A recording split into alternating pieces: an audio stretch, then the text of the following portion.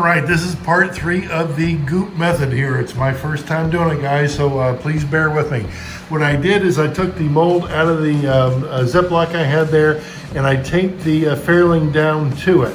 So what I'm considering doing is I might get a pipette and just get some of the goop here and just try to flood in the area that I need, that needs the mending.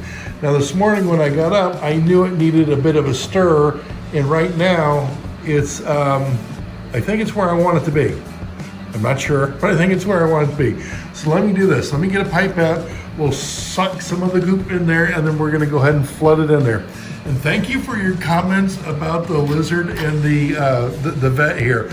That was too funny yesterday. I don't know if this is on. Yeah, now it's on. There we go. Because you know, I'm just running around the track and the lizard pops up, and he was on the track like, you know, this is my track. I own it. Yeah, I don't think so. I don't think so. I don't mind the lizard whatsoever, but it's my layout, and he's welcome to have some fun with it as well. Okay, I did. I took the pipette. I just kind of flooded it in there. And that's as best as I'm gonna get it right now. Hopefully it'll be self-leveling. And there's probably gonna be some stuff that I gotta sand on the inside here, and I'm just trying to think through it. So probably the Dremel might come into play, but I just gotta let it, I gotta let it dry. I gotta let it dry. Oh, well, I got that drying. Just a word of caution here. I got some new old stock springs off the internet, off of eBay, and half a dozen of them were kind of crushed sideways like. They sent them to me in an envelope. Well, when envelopes go through the mail, they go through some machinery that processes them and squishes them. So I'm not really happy with the way that they sent them. Yeah, I've got about, I don't know, 14 others, whatever I got, that came out good, but 6 of them are kind of squashed, and I'm just not happy with that. I'm gonna get with the seller and say, hey, listen, you might wanna send them in a box. All right, hey, listen, I know I already said that this is the third installment of the Goop method here. I have not untaped this thing. It is Friday, I think the 11th, if I'm not mistaken. This has been taped to my bench for a week, and I was just looking at it a bit ago. It looks like there's some shrinkage in the goop. If we have to put more of it there, we're gonna find out in just a bit. I've got a very cool project coming up. You guys saw this on the bench earlier. It's a Mustang, and it needs a screw posts either replaced or repaired, and I've got that all going on. The chassis over here, this is the one last week that had the 4 hubs and 4 tires on the back axle. On my own time, I cleaned it up, got it running better, and it looks like it's a brand new chassis. Can't wait to get into it. I tell you what, this Willys over here, a good buddy of mine, Ryan Tiedemann, he patched and matched the back wheel wells with the Goop method. And it just, absolutely outstanding job. You can't tell that the wheel wells were, that anything was, you know, mended on. You can't tell. This is the chassis that I had on it, and this is the windshield that I got from Ryapia or Riapia. I'm not sure how to pronounce her name exactly, but she's absolutely wonderful.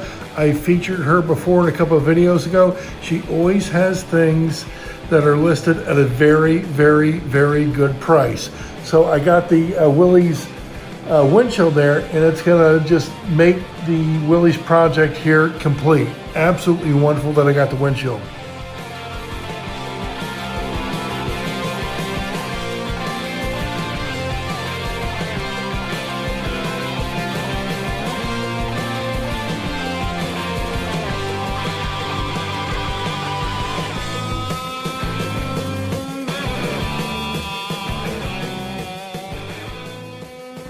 All right, very good. It's been long enough, and I am just chomping on the bit, guys. I can't wait to see it, and you're gonna see it as soon as I do here. The reason I taped it down is because if you're doing the Goop method and you really wanna do a good job, I had a consideration that we should probably, I'm trying to get it out here, we should probably tape it in place so nothing moves as the Goop is drying. So let's just see what we got. Let's just see what we got. Here we go. Okay, got it. Now it looks like we're just shy in a couple of areas. I don't think that's gonna be a problem. I really don't think that's gonna be a problem. We can probably put some more goop on it in that little crevice that we need there, or even a little bit more up there, and see how it comes out. But right now, man, look at that. We haven't done any sanding, anything like that. So we're in good shape right now. We're in very, very, very good shape. All right, tell you what, I'm not happy with the way it came out because, pardon me, there's the like bubble there. But I think part of the issue is the mold doesn't go enough up on the hood like I want it to. So what I did is I grabbed some of the Alumilite, the putty there. I believe I got just enough to make another mold of the front there. And so I'm gonna redo that. And what I wanna do, just so it comes out better, I'm gonna take like that front wheel well off. I'll get the grinder out and take it off, and I'll probably put it back into the goop and add some more of the glue there. Because the front there, it just looks a little funky to me. It just really looks a little funky to me. So I'm gonna go ahead and make a mold of the front of this, just so it comes out a little bit better, and I'm gonna get some of the hood in there as well.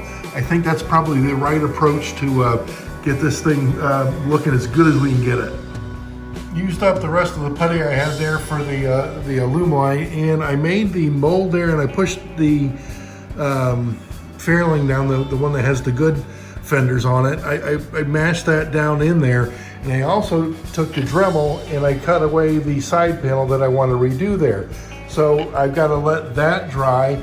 I believe I got that where I want it. And what I did is when I pushed the fairing down in there, I made sure that I'm trying to get a better shot of it. I made sure that I got enough of the fender in there and some of the hood as well. So hopefully we won't have to redo that again. Okay, I tell you what, now while that's drying, I do want to do this. I know I mentioned that I got the windshield from Raya Pia, and I showed you a little bit of her eBay site. She got some really, really cool stuff there. A really, really nice selection, good prices. I want to take a drop of glue, and I want to go ahead and finish out that Willys real quick. And I've been asked this, I don't know how many times over the years. I use the Scotch Maximum Strength Adhesive, and it's absolutely wonderful. Another glue that I use is the Gorilla Glue, the super glue gel there. I think it's absolutely wonderful. For screw posts, I'll use either. But this type of thing, as far as just go ahead and get in the windshield and the Willys there, I'm just gonna put just a dab of the Scotch there, and then that's gonna hold it in place real good. Put just a small amount of the Scotch glue there, and I've got the windshield in place. I'm gonna let that dry before I go ahead and put it on the chassis. I just wanted to, I'm gonna set it down to where it's one, out of the way, but two, gravity's gonna hold it in place so it's not upside down and whatnot. So that is going to be a completed project once that is done. Get it back on the chassis, we'll get it on the track. And you know, I was thinking before I dive into the Mustang, I probably, again, this is my first time doing it, guys. I'm trying to think everything through. I probably should get the glue into the little jar there that I've got some of the, it's kind of hardened by now, but if I add some more glue to it, that'll soften it up to where we can go ahead and use again. I should probably get that going right away. You know what? Now I just added a little bit of the tester's glue in there, and it looks pretty good. I've been stirring just for a bit, but what's interesting is because this is already dissolved and I added just a little bit of glue there, it wasn't like we have to wait overnight for it to dissolve all the plastic. So I think we're in good shape there too as well. I'm gonna give it a little bit, probably give it another couple stirs, but I was impressed. Just for fun, I put the chassis on the body there, and I think it looks wonderful. Why did I get a common Willys? You guys know that I collect the ones that don't have any factory accents on them. You know what? This is one of those. And when I saw it, I nabbed it. I just nabbed it. And it didn't have the windshield, so I knew I had to look out for one of those. Thank goodness for Raya Pia to have one, because I don't think anybody's reproducing them. I really don't. Make sure it's on the track here. So I got the windshield. I got it. My buddy Ron Tiedemann filled in the back wheel wells for me. He did the Goop method, and now it's a completed project. And again, it doesn't have any factory accents on it. I just love it. I absolutely love it. I think it came out wonderful. Time to jump into the Mustang there. Again, this is the chassis I had in the my last video, it had 4 hubs, 4 wheels on the tires on the back. And again, I cleaned it up and it should be ready to go for the Mustang here. Now the Mustang, it came with the screw posts, but they were broken off. They were broken off. And so I figured either I could replace them or try to put the original ones back on. So I was kind of up in the air, so I didn't throw them away. I still got them. So let me get everything out of the Ziploc bag there. When I was gathering everything up and putting it in the Ziploc bag there, I had the boot, I had the guy there, the driver, the windshield, front and back bumpers. But this bumper here is one that I re-chromed with the Revell chrome. You see the black little strip there? That was stuck to my paint stick, and that's one that I re-chromed, and it looks absolutely wonderful. I mean, look at the chrome and the back bumper. It's from Rather Boring on eBay, but look at the chrome on that from the Revell. Wonderful, absolutely wonderful. Looks great. So I've got the front and back screw post. I think I'm going to use them. Instead of replacing them, I'm going to put them back, and then I'll probably use the Gorilla Glue gel. You can use either, but as far as dry time, the Gorilla Glue gel dries a whole bunch quicker. You guys have heard me say this many times, when it looks like crap, sells like crap. So it doesn't have the windshield, doesn't have the driver, doesn't have the screw post, well, it's got screw posts with them, doesn't have the bumpers, that kind of stuff. You can find them very cheap, and knowing that I can go ahead and fix it up, I suspect this is gonna look a whole lot better when I get done with it. The first thing I want to do with it is I'm going to go ahead and take it to the sink and wash it up. It's probably never had a bath, never been clean, so I'm just going to wash it up, use some whatever my wife has, some detergent there by the sink, some soft soap, and just get it cleaned up a little bit better. Getting back from the sink right now, it came out good. There really wasn't too much filth on it, just like finger oil and whatnot, but it came out good. I shirt dried it. And one thing that I was observing is there's no residual glue like this was, the front seat there, like where the driver goes. And then I'm thinking, this may have been a hard top. So I don't mind taking all the stuff and converting it into a convertible. I think it's going to come out great, but I just had the cognition, this probably wasn't a convertible because I don't see any residual glue to where, the driver is glued in, and then it got pried out or pulled out or fell out over the years. So we're probably going from a hard top to convertible. Just for fun, so I have my head wrapped around where they go. I put both the screw posts in place. I haven't glued them yet, but the way that they were cracked off, they kind of just, I don't want to say self-level, but you can really feel the way that they fit in there properly. So when I put a dab of glue on there, I shouldn't have any problem putting them right where they broke from. You know what? I put just a very, very tiny amount of the Gorilla Glue, the gel there, and it's time to let it dry. I know it dries fairly quickly. I'm just going to walk away and let it do its thing. Coming back into the garage, I know it's been long enough. I do want to test the screw post, going to get them a little feel here. Yeah, it feels solid in the front. Feels solid in the back. Okay, good. Very good. Well, it's kind of dull, isn't it? Probably get some VRP on there and make it look a whole lot better. It's not that it's scratched too much. There are some surface scuffs on it, but I'm going to get some VRP on there and make it look a bunch better. I know, it looks like it's damn near done. I was shirt buffing, came out pretty good. I still might do the VRP, but as you guys know, I like to dry fit everything, and the back of the boot needs to get up there. There you go. And the front bumper, good, yes. Back bumper, outstanding. Again, that's from Rather Boring on eBay. He makes some incredible stuff for these old slot cars. So knowing that everything dry fits really well, I'm going to glue it up. We're going to get, I got the screws there. I do need a guide pin. Let me grab that and we'll get everything back together. Right now everything is glued up and it's dried, and I just started fitting the back screw in there. So I am pleased as punch the way it came out.